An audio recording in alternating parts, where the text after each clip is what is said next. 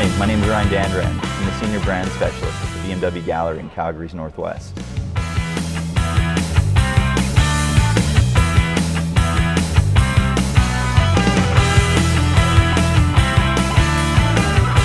Good morning and welcome to BMW. What I'm sitting in is a 650 Grand Coupe. Fabulous car. A lot of people will wake up and decide today's the day they need to buy a new car. So they'll come in and they'll see me, Ryan Dandurand, and we'll go over the car and they'll love it. We'll take it for a drive and everything will work. It's got 4 doors, it's practical, but it's what's called a Grand Coupe, so it also looks really nice. After the end of the drive, we'll come back and you'll tell me that you love it, but you want something a little bit different. So this is what I'm going to show you. Perfect. So this is it, the M6 Grand Coupe. And immediately you can tell the differences. Obviously the bright paint, I don't know if you can see behind me, but the light white interior. You'll notice the massive brakes, the huge wheels and tires, the M badging all along the side. And if you don't know what M is, here's a brief little outline. M began in the 70s.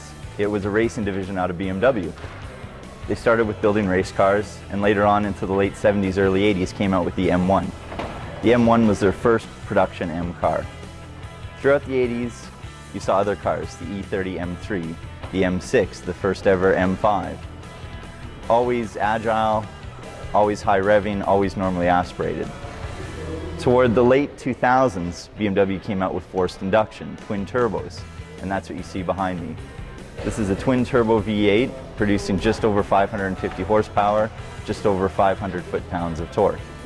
It has a limited slip differential, it has massive 4-pot brakes, it has bolstered seats, it has a larger exhaust system, and it has a double clutch transmission. All these things are what truly makes an M car now. So here we are under the hood of the M6 Grand Coupe. And I don't know if you can see it from where you're looking, but here's the M badge. Obviously the M badge means that there's something special here. For those in the know, you'll see the air-to-water intercoolers, obviously needed because of the higher boost on this engine. The dual intakes, obviously air coming through the front kidney grills, very distinctive of BMW and has been used since the company existed. You'll notice these channels here for the fuel system, and if we were to pull the front of this car apart, you would see one massive radiator and 2 massive oil coolers. So we talked about M cars from the 70s and 80s, and if you've ever seen or owned one, you might remember how sparse they were. They're essentially road-going track cars. The new M's are a lot different. You'll notice the extended leather through the dash, the exposed stitching, the Alcantara headliner, the real carbon fiber. All these items show that it's a sports car, but also show that it is a luxury car. I love the retro steering wheel. This looks very similar to what used to be in the BMW Z8, a roadster from the early 2000s. We also have your typical features, heated seats, Bluetooth, iPod, the GPS system with real-time traffic updates, weather, Google search. So a lot of features normally reserved for the 7 Series have been put into this M6 Grand Coupe. If you're not familiar with what a GT car is or a Grand Coupe car is, it's a car that has performance but also has comfort. You'd be just as comfortable taking this to Banff at 250 kilometers an hour as you would driving down McLeod Trail at 60 kilometers an hour. So why did BMW build this car? It's the first new M car since the X5M, the X6M.